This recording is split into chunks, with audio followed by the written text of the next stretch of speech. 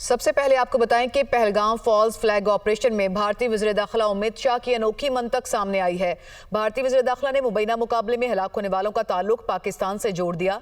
भारतीय वज़ीर दाखिला ने बेहुदा इल्जामात लगाते हुए कहा, मारे गए 2 अफराद के पाकिस्तानी वोटर ID हमारे पास हैं, उनसे मिलने वाले चॉकलेट्स भी पाकिस्तानी हैं, जबकि पाकिस्तान में वोटर ID होता ही नहीं। मगर भारतीय रहनुमाओं का झूठ पर झूठ जारी है। पहलगाम वाक़े में पाकिस्तान के मुलविस होने का अभी तक कोई भी ठोस सबूत पेश नहीं किया गया। भारतीय अपोजिशन लीडर राहुल गांधी का लोकसभा से खिताब। राहुल गांधी की नरेंद्र मोदी हुकूमत और वजीर दिफा पर कड़ी तनकीद। कहा, गुज़श्ता रोज राजनाथ सिंह का भाषण सुना। राजनाथ सिंह ने पाकिस्तान को कहा, हम जंग नहीं चाहते। राजनाथ सिंह ने तो पाकिस्तान के आगे सरेंडर कर दिया। नतीजा सबको मालूम है, हमारे एयरक्राफ्ट का नुकसान हुआ, हमारे जंगी तैयारे गिरे क्यों? राहुल गांधी का मोदी से सवाल। बोले, अमेरिकी सदर डोनाल्ड ट्रंप ने 29 बार कहा पाक भारत के दरमियान सीज़फायर कराया। अगर दम है तो नरेंद्र मोदी बोले डोनाल्ड ट्रंप झूठ बोल रहा है। अमरीकी सदर ट्रंप का गुरपतवंत सिंह को खत। भारतीय हुकूमत को सिफारती सतह पर एक और झटका लगा है। भारत की जानिब से बैनुल-अक़वामी सतह पर खालिस्तान तहरीक को कुचलने की तमाम कोशिशें नाकाम। अक़वाम मुत्तहिदा समेत कई बैनुल-अक़वामी इदारों ने भारत के मौक़िफ़ को तस्लीम नहीं किया। भारत की नाकाम सिफारतकारी का बड़ा सबूत अमरीकी सदर ट्रंप का ये खत है। खत भारत की सिफारती हिकमत अमली की नाकामी और खालिस्तान तहरीक की आलमी बाज़गश्त का सबूत बन चुका। सदर ट्रंप अब तक बार बार पाकिस्तान और भारत के दरमियान जंगबंदी का दावा कर चुके। अमरीकी सदर ट्रंप ने खालिस्तान की हामी तंजीम सिख फॉर जस्टिस के रहनुमा को खत लिखा है। अमरीकी सदर ट्रंप के खत ने बैनुल-अक़वामी सतह पर नई बहस छेड़ दी है। गुरपतवंत सिंह को भारतीय हुकूमत 2020 में दहशतगर्द करार दे चुकी। अमरीकी सदर की जानिब से मौसूल खत को खालिस्तान तहरीक के लिए खास अहमियत हासिल है। खत में अमरीकी सदर ट्रंप ने वाज़ेह किया कि मैं अपने शहरियों, अपनी कौम और अपनी इक़दार को सबसे पहले रखता हूँ। फितनल हिंदुस्तान और बलोच यकजहती कमेटी का गठजोड़ बेनकाब। नाम नहाद लापता अफराद की आड़ में दहशतगर्दी के नाकाबिले तर्दीद शवाहिद मंजर आम पर आ गए। कल रात ऑपरेशन के दौरान हलाक दहशतगर्द सुहेब डाकू बलोच यकजहती कमेटी की नाम नहाद लापता अफराद की लिस्ट में शामिल है। सिक्योरिटी ज़राए के मुताबिक इससे कबल भी फितनल हिंदुस्तान के हलाक मुतअद्दिद दहशतगर्द नाम नहाद लापता अफराद की लिस्ट में शामिल थे। ISPR समर इंटर्नशिप 2025 नौजवान नस्ल को बासलाहियत बनाने के लिए मौसर इकदाम है। तलबा से खिताब करते हुए lieutenant general retire Mohammad Saeed का कहना था, पाकिस्तान ने अमली इक़दाम से खित्ते में इस्तेहकाम का ज़ामिन मुल्क होने का सबूत दिया। पाकिस्तान मुनहरिफ नज़रियात के खिलाफ एक मजबूत फसील और आलमी अमन का अलमबरदार है। भारत खित्ते में अदम इस्तेहकाम का सबब और आलमी अमन के लिए ख़तरा बन चुका है। पाकिस्तानी कौम खुसूसन नौजवान नस्ल को पाकिस्तान की तरक्की और खुशहाली में अहम किरदार अदा करना होगा। हमारी ताकत इत्तेहाद, ईमान और नज़्म ज़ब्त में ही पोशीदा है। अभी आपको बराह रास्त लिए चलते हैं। कामरान टेसोरी मीडिया से गुफ्तगू कर रहे हैं। साथ भी अभी डिस्कस कराएंगे और मैं ये समझता हूँ कि किर्गिस्तान में जो है पाकिस्तान के बहुत बड़ी तादाद में जो स्टूडेंट्स हैं वो इनके मुल्क में मेडिकल की तालीम ले रहे हैं, डॉक्टर्स बन रहे हैं। पाकिस्तान की बड़ी तादाद नौजवानों की इस वक्त इनकी मुल्क में मौजूद है। तो मैं ये समझता हूँ कि इनका यहाँ आना, डिप्टी प्राइम मिनिस्टर किर्गिस्तान का इस वक्त यहाँ गवर्नर हाउस में मौजूद होना और उन पाकिस्तानी स्टूडेंट्स के लिए भी आज फ़ख्र की बात होगी कि जहाँ वो पढ़ रहे हैं किर्गिस्तान में, उनकी एक हाई लेवल डेलीगेशन जिसमें commerce minister, foreign minister, railway minister और इन्वेस्टमेंट मिनिस्टर यहाँ मौजूद हैं। एम्बेसडर किर्गिस्तान के डिप्टी प्राइम मिनिस्टर के साथ इस पूरे डेलीगेशन में शामिल हैं। मैं वज़ीर आज़म पाकिस्तान के उस विजन के साथ कि जहाँ हम पाकिस्तान की मईशत को आगे लेकर जाना चाहते हैं और ये आज उसकी अक्कासी है कि पूरे पाकिस्तान में हर रोज़ हर हफ्ते कोई ना कोई बड़ा डेलीगेशन यहाँ आया होता है और हम इनके साथ बात करेंगे क्योंकि इनके रेलवे मिनिस्टर भी मौजूद हैं। तो कराची के अंदर सर्कुलर रेलवे का जो मंसूबा है वो हम इनके सामने रखेंगे। इसी तरह से कराची के अंदर ट्रांसपोर्ट के इशू हैं और हम जिस तरीके से जहाँ जहाँ इनके साथ ताउन कर सकते हैं, इसी तरह से हमारा जो चैम्बर ऑफ कॉमर्स का डेलीगेशन है वो हम इनके मुल्क में लेकर जाएंगे। और इनसे मैं ये कहूँगा कि इनका जो चैम्बर ऑफ कॉमर्स का डेलीगेशन है वो यहाँ पाकिस्तान आए, कराची आए, ताकि दोनों मुल्कों का जो मईशत है वो आगे चल सके। इस वक्त भी हम किर्गिस्तान और पाकिस्तान इंपोर्ट और एक्सपोर्ट कर रहे हैं, लेकिन उसका वॉल्यूम कम है। उसके मुकाबले में हमारे स्टूडेंट्स बहुत बड़ी तादाद में वहाँ पढ़ रहे हैं, लेकिन हम इस वॉल्यूम को बढ़ाने के लिए ये मीटिंग्स जारी रखेंगे। इसमें हम इनके साथ क्या हेल्प कर सकते हैं वो इनसे पूछेंगे, हम इनके लिए क्या कर सकते हैं इनके कंट्री में वो इनके साथ डायलॉग जारी रहेगा। और मैं समझता हूँ कि पाकिस्तान इस वक्त बेहतरीन जगह है इन्वेस्टमेंट के लिए।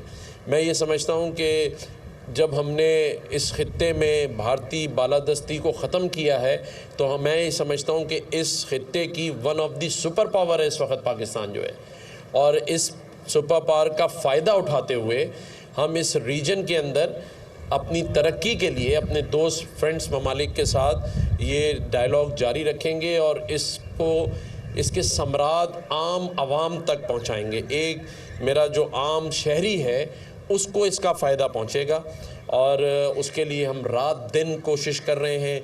मैं अभी डिप्टी प्राइम मिनिस्टर साहब को बता रहा था कि यहाँ आईटी के अंदर 50,000 बच्चे जो हैं फ्री आईटी कोर्स कर रहे हैं पिछले 1.5 साल से।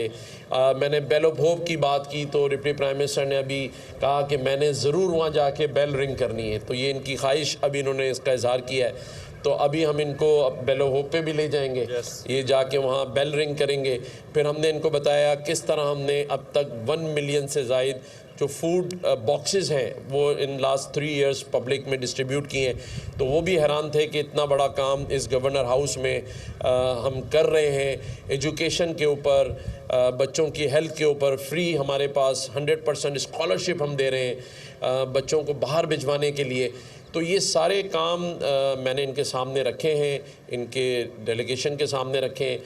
मेरा मकसद सिर्फ़ एक ही है कि ये सूबा, ये शहर और ये पाकिस्तान तरक्की करे और उसमें हम अपना जो हिस्सा है वो डाल सकते हैं। और वो हिस्सा ऐसे ही डलेगा जब हम सब मेहनत करेंगे, और मेहनत जो है वो ज़रूर रंग लाती है। मैं डिप्टी प्राइम मिनिस्टर से रिक्वेस्ट करूँगा इफ़ यू से सम वर्ड्स। या Yes. Assalamu alaikum. Your Excellency, Governor Trisori, it's a great honor to place a call on you and of course at this historic Governor's House. It's an honor of my life to see the father of the nation's first office, the founding place of this great nation, Federal Republic of Pakistan.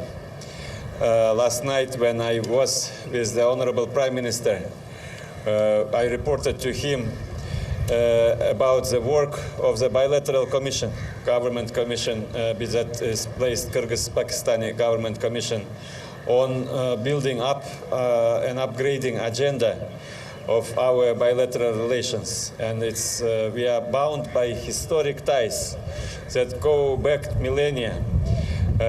And now, under the leadership of President Sadir Japarov and new national leadership, exemplified by Honorable Prime Minister Shahbaz Sharif, Governor, we requested that visit to your great city and this province. अहम खबर दें आपको कि बानी PTI ने अपने बच्चों को पाकिस्तान आने से रोक दिया है। ज़राए के मुताबिक बानी पीटीआई ने वाजे कर दिया कि उनके बच्चे पाकिस्तान नहीं आ रहे। इसी से मुतालिक हम मज़ीद तफसीलात हासिल करेंगे। ब्यूरो चीफ इस्लामाबाद अदील वड़ाइश ने हमें ज्वाइन किया है। अदील, कभी आने की खबर आती है, कभी ना आने की खबर आती है, इस कन्फ्यूजन की क्या वजह है? देखें, आज तो जब तोशा खाना 2 केस की समाअत चल रही थी तो बानी पीटीआई से वहाँ पे जो मौजूद सहाफ़ी हैं उन्होंने सवाल किया और उन्होंने कहा कि आपके जो बच्चे हैं कासिम और सुलेमान, क्या वो पाकिस्तान आ रहे हैं? और उस पर उन्होंने कहा कि उनके बच्चे पाकिस्तान नहीं आ रहे और उन्होंने कहा कि उनके बच्चे किसी एहतजाजी तहरीक में शरीक नहीं होंगे।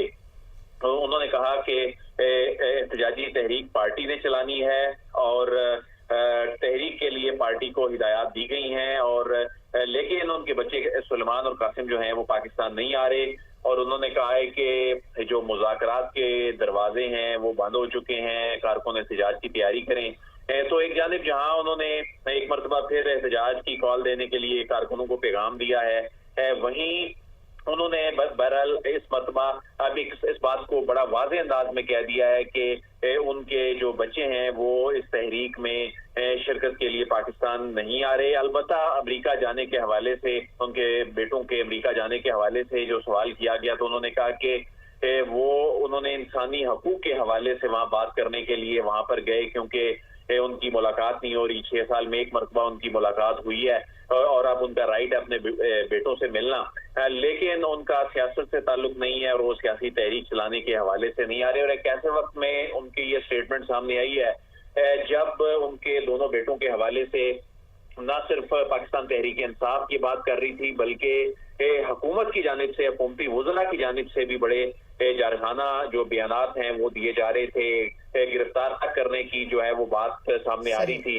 लेकिन बहरहाल अब ये चीज बानी पीटीआई की जानिब से अब ये वाजे कर दिया गया कि उनके बच्चे पाकिस्तान नहीं आ रहे और ना ही वो किसी तहरीक को लीड करने जा रहे हैं। अदील वड़ाइच, आप हमें तफसीलात से आगाह कर रहे थे, आपका बहुत शुक्रिया।